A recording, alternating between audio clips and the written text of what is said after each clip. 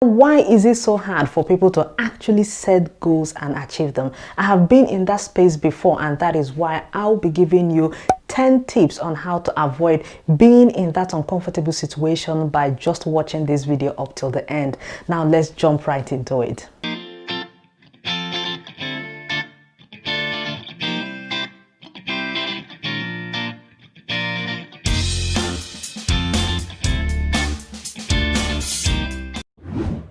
Hello everyone, welcome back to my channel. I'm Dr. Geraldine Obara, currently a GP trainee in the UK, and if you're new to my channel, I welcome you to our wonderful community where I talk about wellness, productivity and growth. And in today's video, I'll be sharing with you ways that made me better at setting my goals and actually sticking to them. Please don't forget to like, comment and subscribe, and also hit the notification bell up here so you can be notified anytime I post new videos. Now, the first step in setting your goals and actually sticking to them is number one, knowing actually what you want.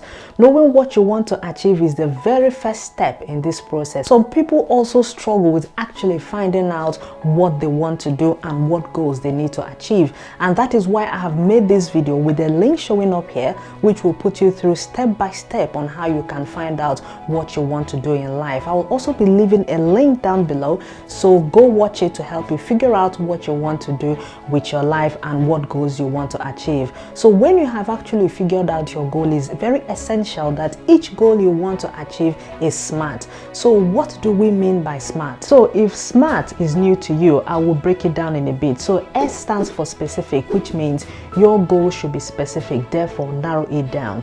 M for measurable, meaning that whatever goal you have, you should be able to assess its progress.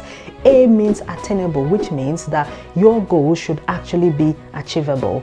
R means relevant, which means your goal should be important to you. And T for time bound, which means that your goal should be achieved within a specific time frame and should have a deadline. So make sure that your goals are SMART so that you can work within these objectives and achieve them. So now list all the SMART goals you want and set it aside. Number two, ask yourself, why do you want this goal? You want those particular goals because there are certain desires you want to satisfy in your life, and this could be the desire to make you feel security, or the desire to be accomplished, or the desire to be self-sufficient.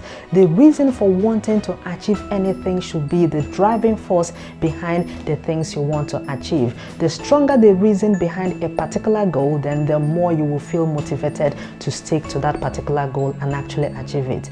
However, if your reasons are not strong enough, you risk losing focus and direction towards achieving your goals. So always let your desire fuel your motivation towards achieving your goal. Number three, make specific plans. So this is not just any kind of plan. You have to make what I call means-driven plan. And what do I mean by that? For example, if your goal is to buy a car by the end of the year, you have to ask yourself, what means will help me buy that car? First, you need to get a job, then save up, let's say $100 a month in order to buy the car. Now, the actual means is to save $100 a month and not necessarily the job. And why is that? Because having a good paying job that can afford you a car doesn't necessarily mean you're going to buy one.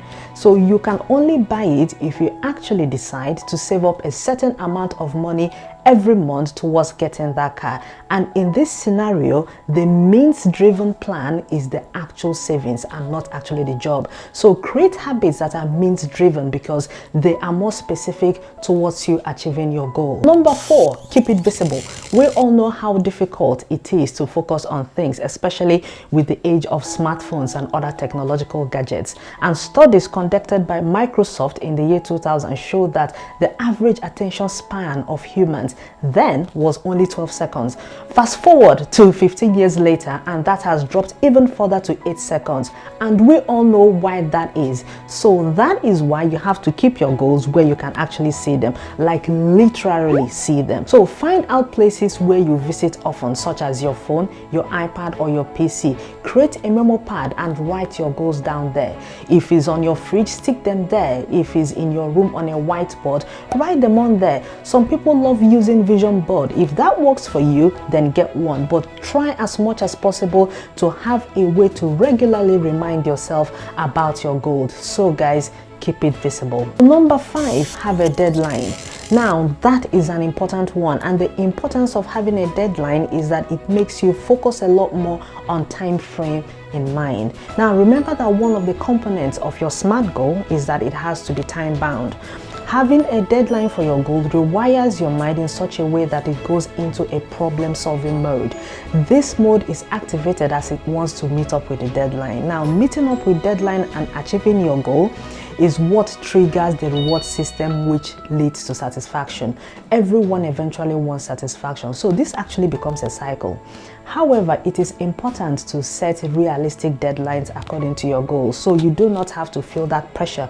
So if, for example, you want to lose 15 kilograms, you don't need to set a deadline of 2 weeks because it's not going to work and it's not healthy. Don't forget that you can always extend your deadline so you do not have to struggle.